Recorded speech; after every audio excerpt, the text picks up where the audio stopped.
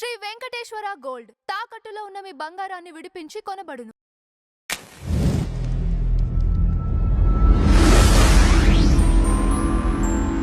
Final గా తిరుమల తిరుపతి లడ్డు విషయంలో కల్తీ జరిగినట్టుగా నిర్ధారణ అయిందండి.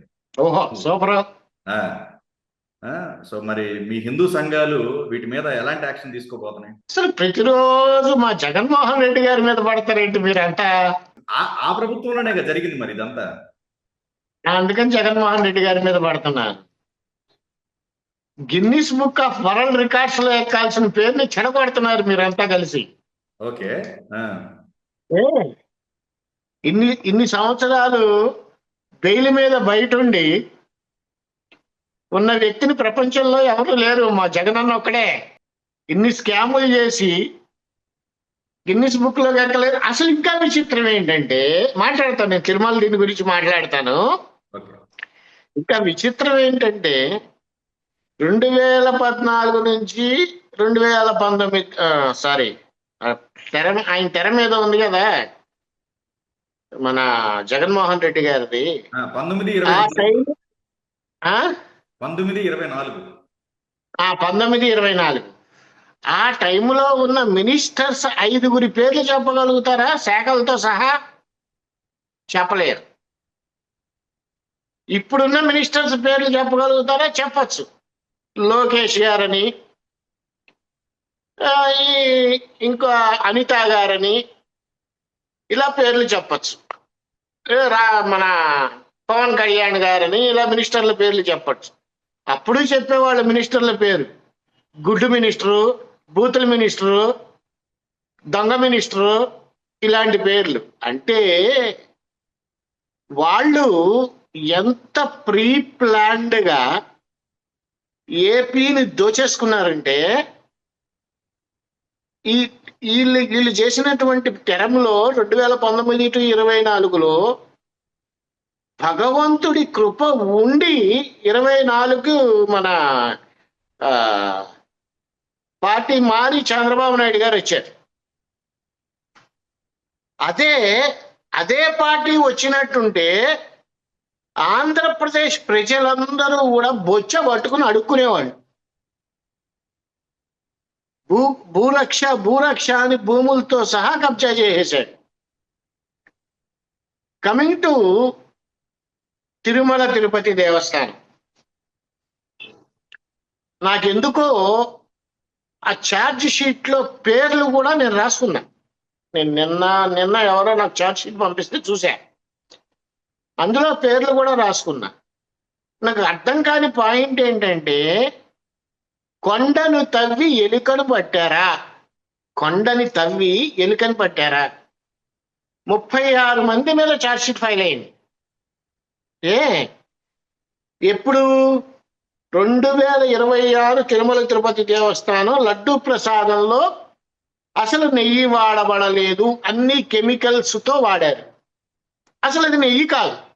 ఏ స్వీట్ షాప్ వాడు కూడా అలా చేయలేరు. అలా చేస్తే ప్రతి స్వీటు మనకి రూపాయికే వచ్చేస్తుందేమో. ఇక్కడ పాయింట్ ఏంటంటే, ఎవరు ఎన్ని చేసినా తప్పెవరిది? టీటీడీ యాజమాన్యాన్ని. ఖచ్చితంగా టీటీడీ యాజమాన్యందే.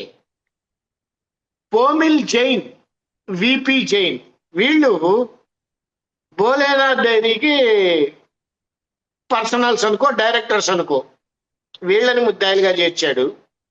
ఆ తర్వాత ప్రళయ కావేరి మురళీకృష్ణ, ఈయన్ని ముద్దాయిగా చేశారు. ఆ తర్వాత ఆర్ఎస్ఎస్విఆర్ సుబ్రహ్మణ్యం గారు, ఈయన ఎక్స్ ప్రొక్యూర్మెంట్ జిఎం, ఈయన్ని ముద్దాయిగా చేర్చారు. అది కాక ఎంప్లాయీస్ని దోషులుగా చూపించారు. చిన్నరాజప్ప ఆయన్ని కూడా చేర్చారు. ఎందుకు? పైగా బ్రాకెట్లో ఏం పెట్టారు? PA to YV Subbareddy.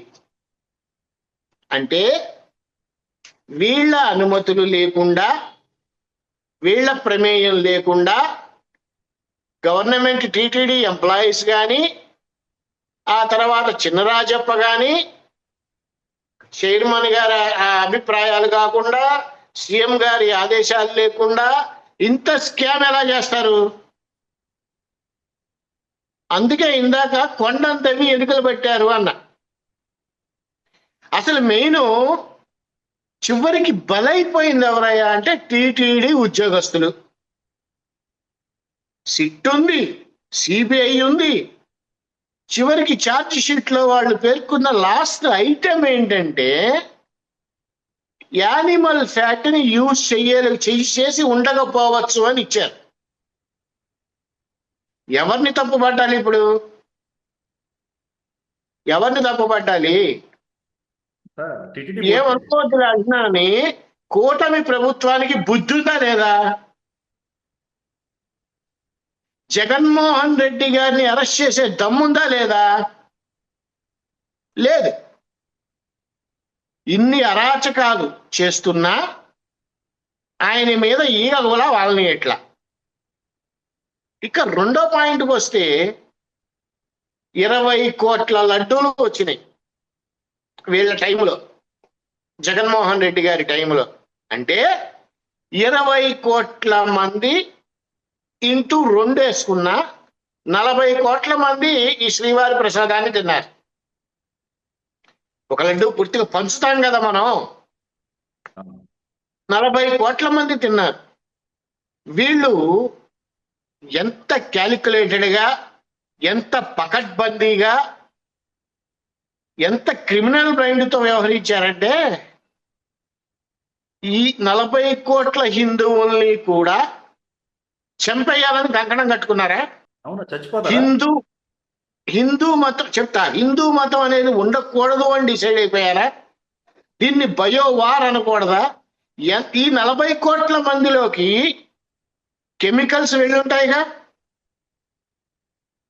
ఈ రోజు వరకు భగవంతుడి దయ వల్ల ఏమీ కాల. ఏదన్నా జరిగితే ఇన్ ఫ్యూచర్ ఒక 6 నెలలాగో 7 నెలలాగో యాక్షన్ రియాక్షన్ అయితే హిందువుల పరిస్థితి ఏంటి? ఇదే విధంగా అంతకు ముందు కూడా చేశారు. దిక్కుమాల మద్యాన్ని ప్రవేశపెట్టి 30,000 మందిని చంపేశారు. ఇంత అరాచకాలు జరుగుతున్నా చంద్రబాబు నాయుడు గారు చూస్తూ ఎందుకున్నారు? పర్పస్ ఏంటి ఉండటానికి? నేను అభివృద్ధి చేస్తున్నా అన్నారే. పిపిపి అని పెట్టారు కదా, ఎవరైనా టెండర్కి వచ్చారా? రాలా. వాళ్ళకి వాళ్ళు ఏం ప్రచారం చేసుకుంటున్నారు? మాకు 11 సీట్లు వచ్చినా జగన్మోహన్ రెడ్డి గారి పిలుపుతో ఎవరు టెండర్లు వేయడానికి రావట్లేదు అంటున్నారు. ఇప్పుడున్న ప్రభుత్వానికి సిగ్గుందా? ఎందుకు వదిలేస్తున్నారు?